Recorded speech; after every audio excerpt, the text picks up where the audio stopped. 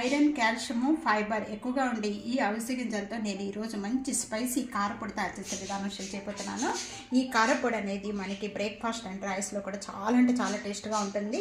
అదే కాకుండా మనం కర్రీలో కూడా ఒక 1 టేబుల్ స్పూన్ వేసుకొని కర్రీస్ చేసుకుంటే చాలా టేస్ట్గా ఉంటుందండి. హెల్తీ కూడా చాలా మంచిది. అలాంటి ఈ అవిసె గింజలతో మంచి కారపొడి ఎలా తయారు చేయాలో చూసేద్దామా. హాయ్ ఫ్రెండ్స్, నమస్తే, వెల్కమ్ టు అనూస్ కిచెన్.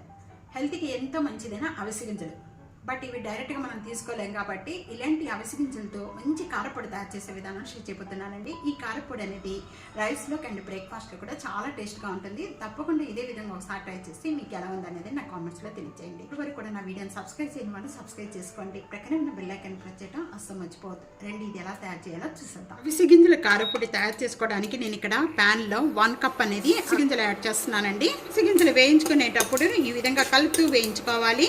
ఇంకా చిట్పట్లాడుతూ ఉండగా ఇక్కడ మనం స్టవ్ బంద్ చేసేసుకొని ఒక ప్లేట్లోకి యాడ్ చేసేస్తున్నాను. ఈ అవిసె గింజలన్నీ కూడా ఒక చల్లారిపోయిన తర్వాత మిక్సీ జార్లో వేసుకొని పౌడర్గా చేసుకొని సపరేట్గా పెట్టుకోండి.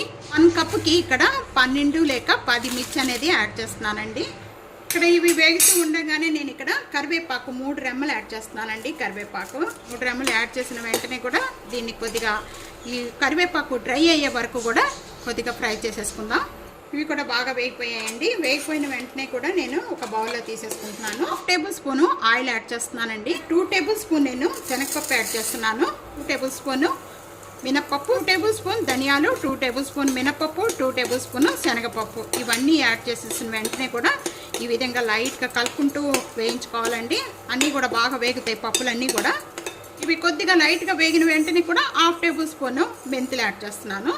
ఈ విధంగా వేగిన వెంటనే కూడా ఒక బౌల్లోకి యాడ్ చేస్తున్నాను. బాగా చల్లారిపోయిన తర్వాత మిక్సీ జార్లో వేసేసుకొని ఇవి కంటిన్యూగా అనేది తిప్పుకోకూడదు.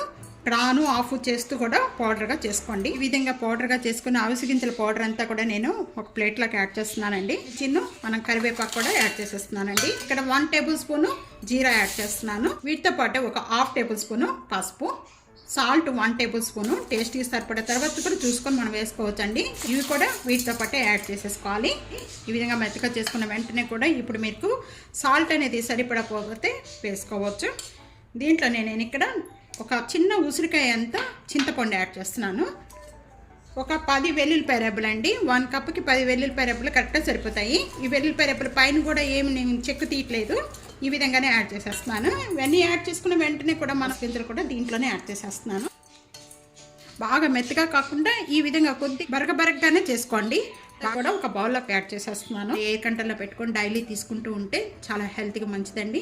ఈ విధంగా తప్పకుండా ట్రై చేసి మీకు ఎలా ఉందనేది నా కామెంట్స్లో తెలియజేయండి. ఫ్యామిలీతో ఫ్రెండ్స్తో వీడియోని షేర్ చేస్తుండండి. ఇంకా ఎన్నో రకాలైన వంటకాల కోసం అనూస్ కిచెన్ సబ్స్క్రైబ్ చేసుకోండి. ప్రక్కనే ఉన్న బెల్ ఐకాన్ ప్రెస్ చేయడం అసలు మర్చిపోవద్దు. Thank you for watching.